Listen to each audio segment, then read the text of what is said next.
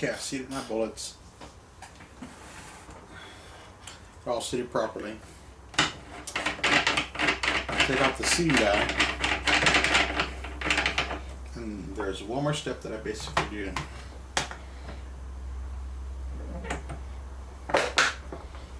These up.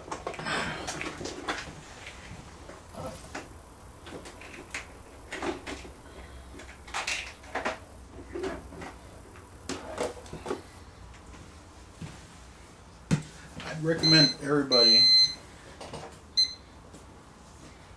to get the Lee Factory Crimp Die. Let me turn off my machine here.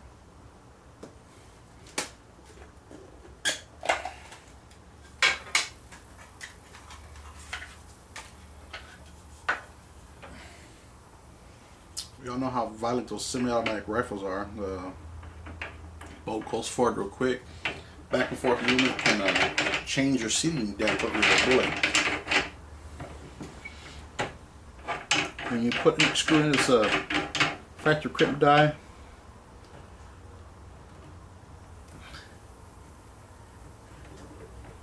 instructions tell you to get it to where it touches the shell holder. Back the shell holder down and give it a half turn. Once you've done a half turn, go ahead, go from anywhere from 1/8 to 1/4.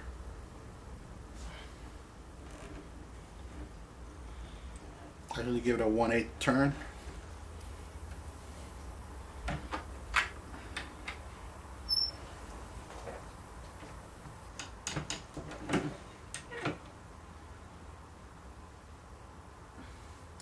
And I start crimping away.